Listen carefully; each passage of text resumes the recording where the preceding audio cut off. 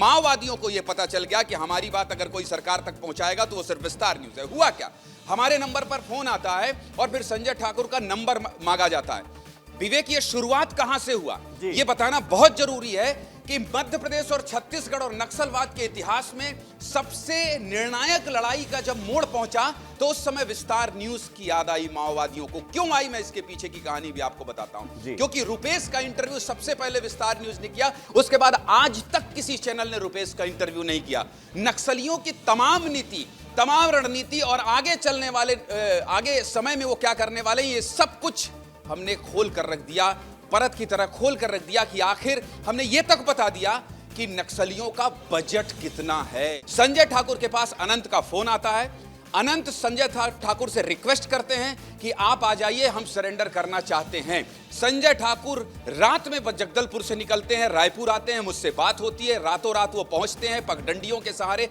जहां माओवादी संजय को बुलाते हैं वहां माओवादी नहीं मिलते हैं, क्योंकि उन्हें डर था आशीष शर्मा के शहादत के बाद कि कहीं पुलिस एनकाउंटर ना हो जाए। ये पूरी कहानी मैं इसलिए बता रहा हूं ताकि समझ में आए कि एमएमसी जोन में रामदेर के सरेंडर से कितना बड़ा नक्सलियों का आतंक खत्म हुआ है। मैं अभी किसी अधिकारी से बात कर रहा था, मैं उसका जिक्र नहीं करना चाहता हूं।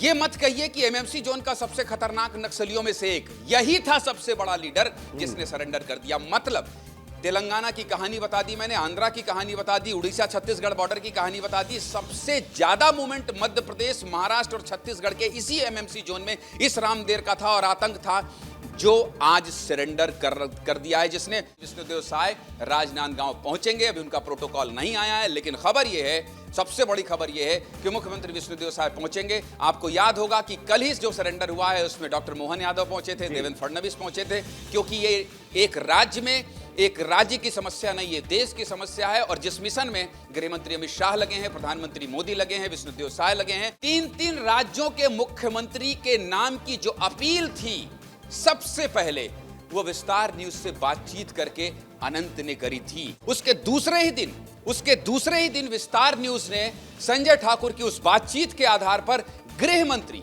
जो सबसे ज्यादा सक्रिय हैं छत्तीसगढ़ के, विजय शर्मा इन दिनों नक्सलवाद के खात्मे पर, गृह मंत्री से मेरे सहयोगी मृगेंद्र पांडे बात करते हैं और 15 फरवरी और 1 जनवरी तक का समय मांगने वाला व्यक्ति तुरंत संजय ठाकुर से बात करता है गृह मंत्री की बात सुनने के बाद, और वो सरेंडर करता है।